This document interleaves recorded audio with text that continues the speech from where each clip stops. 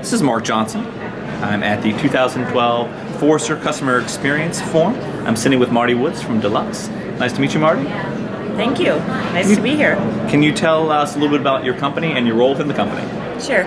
I work for Deluxe Corporation. I lead our customer experience efforts. And many folks know Deluxe historically as being a check provider. For years and years and years, that was our main focus, providing checks to small business owners, consumers, and financial institutions.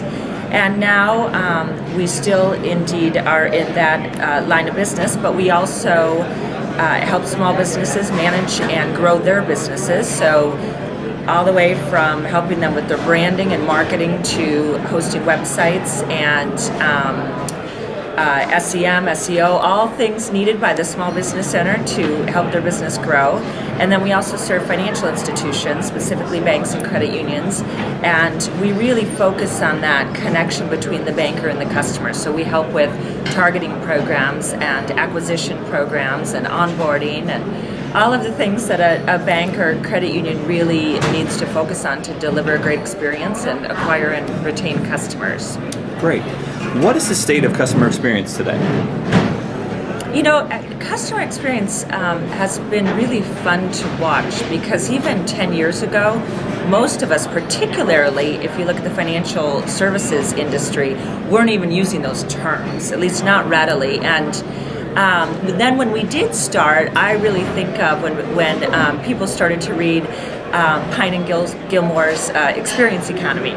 And in that book, it led us to realize at that time that experience was what consumers wanted or what our customers wanted was in many ways an escape from reality. We talked about theatrical performances and we talked about always separating the customer from what it took to deliver the experience. And that was a phase of the experience, of our social economy of customer experience. And then we started doing things when customers wanted more transparency and wanted to be more engaged with the brands with whom they interacted.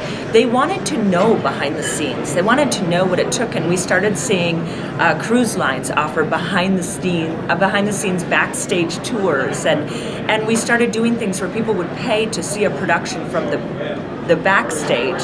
So it was actually this shift from just sit tight and we'll and enjoy the ride and we'll take care of all of the details to people wanting to be involved in the details. Disney led the way on this when they started doing behind the scenes tours of behind Disney, which was really a shift in focus because of course Disney was the one who led, make your customers feel like the audience.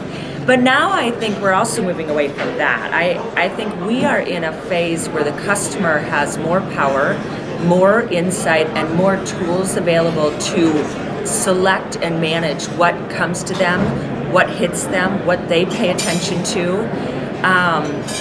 We are in a consumer-driven world. The customer has the power, and it makes for a whole new environment for those of us designing experiences and marketing and managing organizations. That's awesome. With the advent of social, mobile, and other emerging technologies, how do brands effectively engage their audience in this challenging and very dynamic marketing environment? I think a lot of companies do this really well, and the ones who are doing it well realize that this is a constantly changing issue, that it's dynamic, and that we have to pay attention to it hourly, daily, constantly. And I think one of the biggest things that has shifted is that we used to be able to say, well, what will our website experience be like, and how do we align that with the experience on the phone? But then we started getting to when mobile sites and different channels really started to surface. What we have to realize now is people are going to jump mid-transaction, for instance, from one device to another, and that requires a whole different level of seamless process, systems, delivery, focus, emphasis.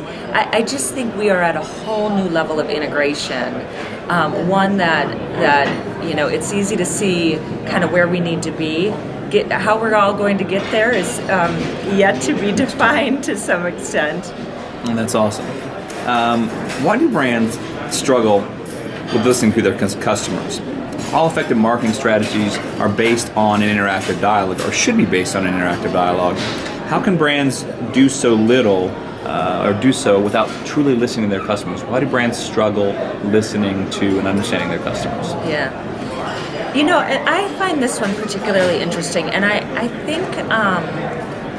think a lot of brands, organizations struggle to fully understand how they're benefiting from customer input. I'm a strong believer, as Ford said, if I asked my customers what they wanted, they'd say a faster horse. And I really believe that customers think within the box that they're given. So we do a ton of work in financial services, and when I talk to customers about their bank, they start within the box they're already given, and they don't think outside of what they know, and so we have to use different tactics to get consumers to think about what a bank could be. Because if we start with what they're, if we start by talking about the bank, they will talk about tweaking things. Well, maybe you could make the lines a little shorter, and they think within the box. So we use different approaches. So we do things like co-create with customers. We do a ton of storyboarding to get customers to start to design and draw, and we use analogies. So if we want to know about banking, we'll talk about an industry outside of banking. And so to that point, how do you use customer input? How do you listen to customers? I think you have to have a variety of tactics, and you have to understand what each tactic is giving you. If we use a survey, we take that survey for what it gives us, but we're really aware of what it's not giving us as well. And then we'll use different approaches to complement that. Sometimes we need to be just face-to-face with customers. We've done things where, if we want to know more about small business owners and they happen to be contractors, we'll ride in their truck right alongside them. And we get, that may only be one customer, but that kind of deep ethnographic work then complements things like surveys that we've done. Interesting. And a quick follow-up to that question. Banks traditionally have been very siloed. A HELOC competes against a credit card offering, competes against your mortgage loan, competes against your DDA. So they've been very siloed, and they don't share information traditionally, knowing that you may have a credit card and you have a mortgage loan with a company, but maybe not a DDA account. So how do banks kind of shift or change the paradigm they have to allow more centralized amalgamation of data and insight that can help the whole entity versus being very siloed? A credit card is segmented from the HELOC, from the mortgage loan entity. How do banks do that when there's a kind of a paradigm shift that has to occur? We heard from as you mentioned, we're at the Forrester conference, and we heard from stage today a comment where somebody had said, are we still thinking that customer experience is a fad? And the response we were given was, thinking that it is a fad is the fad itself, that we're all realizing that customer experience is not only here to stay, but a source of competitive advantage. So to your question, I think that financial services, not all by any means, but I think too many banks and credit unions for a long time thought that really current technological platforms and systems were also a fad, and that maybe they could get by without it. And I believe that we are now facing the reality that customer experience and really strong technological platforms are not a fad, and that in fact you need to pretty quickly catch up. So the problem, many of those silos that we're experiencing, that is because of their inability to integrate the information, to look across those silos. But then it's also because I think that many of the banks are reeling in terms of where to put their emphasis. They got blindsided by the increase in regulations, so they turned their efforts there, and for too long they turned them away from the customer experience and the service and value proposition they were delivering. So just now I would say that the really smart progressive ones are ahead, which I think is good because it creates a competitive environment in the industry, which is good. And then the smart ones who made some mistakes early on are catching up, and we will see that they start to integrate across those silos. All right, great. Martie, thank you very much for your time today. Thanks.